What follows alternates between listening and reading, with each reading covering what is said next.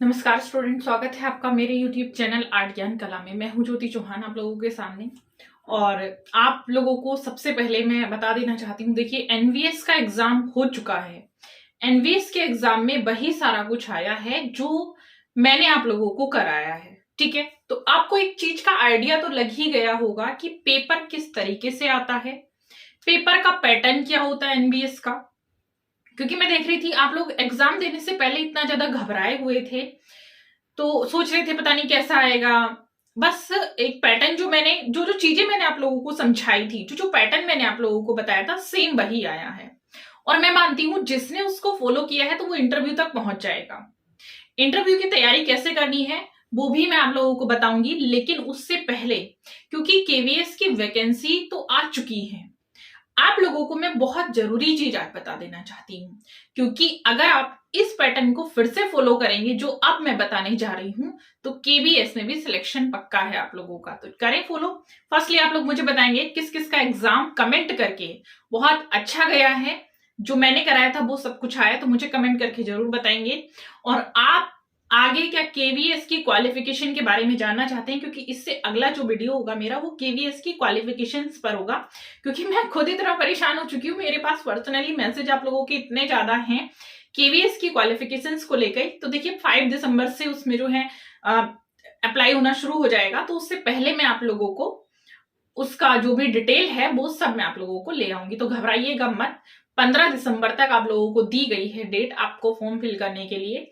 उससे पहले पहले मैं आप लोगों को क्लियरली बता दूंगी कि क्या इसकी क्वालिफिकेशन है आर्ट के लिए, आप लोग एप्लीकेबल हैं या नहीं हैं, कौन लोग उसमें अप्लाई कर सकते हैं, कौन नहीं कर सकते हैं। उसके बाद पेपर पैटर्न क्या होगा, किस तरीके से होगा, वो सब कुछ मैं बताऊंगी। थोड़ा सा पेशेंस रखिएगा। पहले हम बात कर लेते हैं, देखिएगा। तो आज हम बात करेंगे आप लोगों का, देखिए फर्स्टली मैं आपको एक चीज बता देना चाहती हूँ, ये एनवीएस आपका हो चुका है, केवीएस डीएसएसपी की क्योंकि आ जाएंगी आप लोगों की, और एच टेट वगैरह का भी, एच टेट का भी है, ये सब, या फिर मैं कहूंगी अदर स्टेट यूपी इंक्लूडेड। ठीक है, मैंने आप लोगों को एक पैटर्न बताया था, इंटरव्यू का भी मैं बताऊंगी नेक्स्ट वीडियो में। मैंने आप लोगों को एक चीज बताई थी कि एनवीएस केवीएस बहुत ही सिंपल है। मैंने एक चीज और बताई थी कि इसमें ज्यादा डिटेल नहीं जाता है, जो भी क्वेश्चंस है आप लोगों के वो जनरली जो होते हैं वही पूछता है। इंडियन आर्ट इसमें आता है, इंडियन आर्ट से अलग इसमें कुछ नहीं आता है। आर्ट की मैं बात कर रही हूँ, फर्स्ट पेपर की मैं बात नहीं कर रही हूँ। ठीक है, फर्स्ट तो आर्ट में देखिएगा वही कुछ आया है। इजी से क्वेश्चन है, ताजमहल कितने वर्षों में बनकर तैयार हुआ, मैंने आपको बताया भी था, लिखवाया भी है मैंने आपको।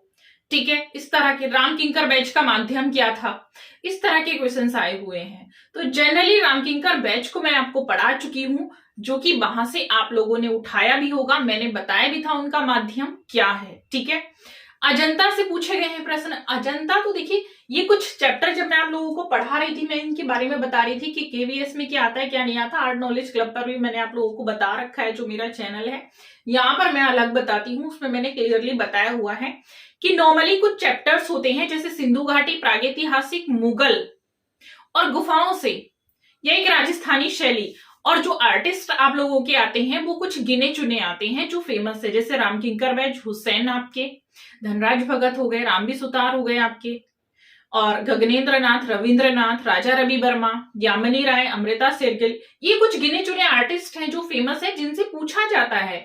ये एक बंगाल शैली, इससे अलग मैंने कभी नहीं देखा कि इन एग्जाम में कुछ डिटेल से क्वेश्चन दिया गया हो। तो इसमें यूपी की तरह घबराने वाली तो कोई बात ही नहीं है, राइट।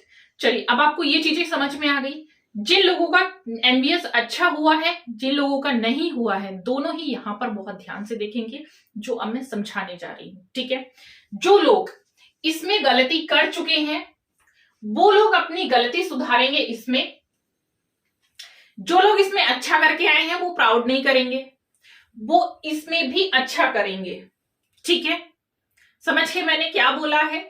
जो लोग इसमें गलतियां कर चुके हैं वो इसमें नहीं करें, उसको इंप्रूव करें। कैसे इंप्रूव करेंगे वो तरीका मैं आपको बताऊंगी। जो इसमें अच्छा कर चुके हैं वो प्राउड ना करें, क्योंकि हो सकता है इसमें आप लोग गलती कर दें। ठीक, तो इन चीजों से बच के रहना है। आपको पता है दोनों का पैटर्न सेम है, केवीएस और एनबीएस। जो आर्ट का आपका पेपर होता है वो बिल्कुल वैसे ही आएगा जैसे मैंने बताया है कि मेन चीजें आती हैं, ज्यादा डिटेल नहीं पूछा जाता है, उसी के अकॉर्डिंग तैयारी करनी है मेन आपको। ठीक, एक बहम बिल्कुल मत पालिएगा कभी भी। मैंने आप लोगों को इतने सारे नीचे लिख रखे हैं एग्जाम, जैसे इसमें यूपी टीजीटी आ गया। जानते हैं पेपर किन लोगों का अच्छा नहीं जाता है? पेपर उनका अच्छा नहीं जाता है कि जो लोग ये सोचते हैं नहीं ये यूपी टीजीटी को मैम पढ़ा रही हैं, मैं देखती हूँ आजकल उसमें बोलते हैं नीचे स्टूडेंट मैम हमारा भी करवाइए, हम इस स्टेट से हमारा भी करवा दीजिएगा।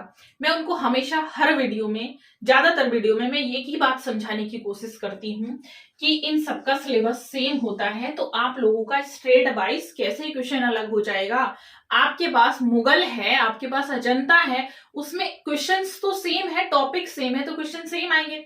फिर आप ये कंपैरिजन क्यों करते हैं ना, ये यूपी का है, ये एचटेट का है, ये डीएसएसबी का है, ये हमारे में नहीं आएगा, ये केवीएस का पैटर्न अलग होता है। कुछ अलग नहीं होता है।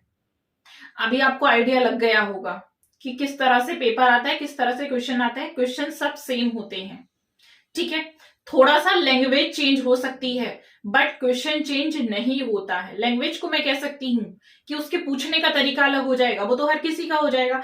अगर किसी चीज को मैं यहाँ पर समझा रही हूँ तो आप वही टीचर को देखेंगे, दूसरे टीचर को वो कुछ अलग तरीके से समझाएगा, क्योंकि वो अपनी लैंग्वेज में समझाएगा, वो बिल्कुल मेरी तरह नहीं समझाएगा। ठीक, तो वो चीजें हो जाती हैं कि वो चीजें आपकी अलग हो सकती हैं, नो डाउट, लेकिन उससे आप लोगों को एक सीख लेनी है एनबीएस के एग्जाम से, जो यूपी वालों के लिए भी बहुत इंपॉर्टेंट है। ये जितने सारे आर्ट के एग्जाम हैं उनके लिए बहुत ही इंपॉर्टेंट है। अगर सिलेक्शन एक बार में लेना चाहते हैं तो मेरी बात ध्यान से सुन लीजिएगा। सिलेक्शन एक बार में लेना है कि नहीं लेना है, तो चलिए आ जाइए देखिएगा। मैं क्वेश्चन पेपर सॉल्व करवाती हूँ, क्विज भी कराती हूँ, मैं थोड़ा सा और स्पीड में बढ़ाने वाली हूँ। वीडियो मेरा रेगुलर आता है, जो लोग ये कहते हैं वीडियो रेगुलर नहीं आता, एक दिन हो सकता है मिस हो जाता है, हाँ बीच में कभी कभी मिस हो जाता है, बट जितना मैं देती हूँ, जो भी कंटेंट मैं देती हूँ अपना वीडियो में या जो भी मैं बताती हूँ आप लोगों को, वो ऐसा होता है कि शायद आप लोगों का वो 40 वीडियो से ज्यादा अच्छा होगा। ठीक है, तो चलिए इधर देखिएगा।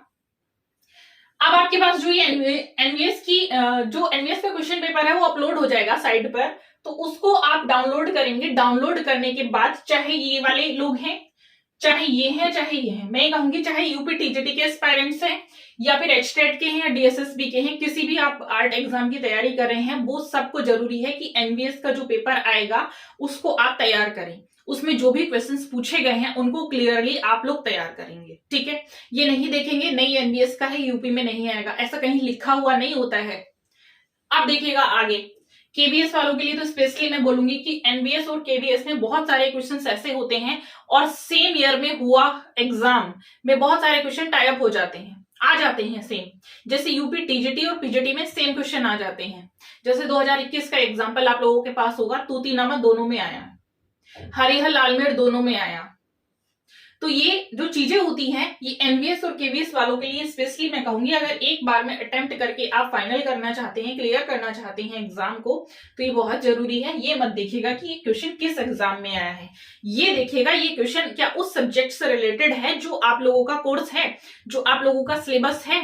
उसको अगर आप देखकर चल रहे हैं तो 100% मैं श्योर हूं और 100% मैं गारंटी दे सकती हूं कि आपका लोगों का सिलेक्शन एक बार में ही हो जाएगा। ठीक, तो आप ये नहीं देखेंगे ये कौन सी पोस्ट है, आपको सिर्फ क्वेश्चन देखना है। आप क्वेश्चन देखिएगा कि क्वेश्चन क्या है। ताजमहल से पूछा गया है कितने वर्षों में बना, तो ये शाहजहां से है। आपको पता है शाहजहां की स्थापत्य कला से क्वेश्चन पूछा गया है। क्या शाहजहां की स्थापत्य कला यूपी टीजीटी में नहीं है डिटेल से है, बल्कि इतना शायद यहाँ पे नहीं पूछता है जितना यहाँ पूछ लेता है। क्या डीएसएसबी में नहीं है, वहां पे भी है।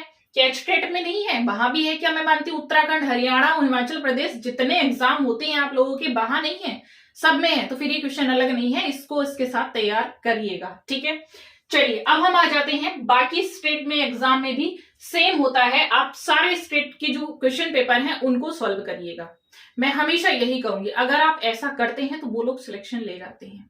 जो लोग ऐसा नहीं करते, वो सोचते नहीं इनका पैटर्न अलग है हमारा पैटर्न अलग है, उनका सिलेक्शन बहुत रेयरली होता है कि एक बार में छोड़िएगा 2 बार में भी हो जाए, बड़ी बात है।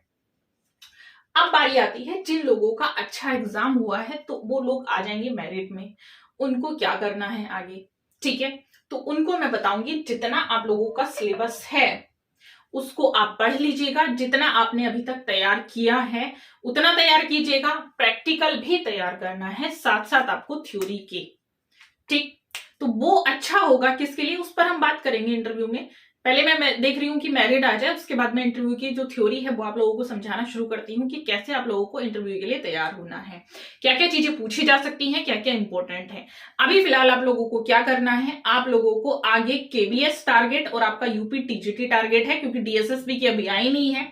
जब ये आएंगी तब इस पर हम बात करेंगे, ठीक है। बात करने की भी कोई बात ही नहीं है, सारी चीजें मैं ऑलमोस्ट समझा चुकी हूं, आप लोगों के सामने क्लियर हैं।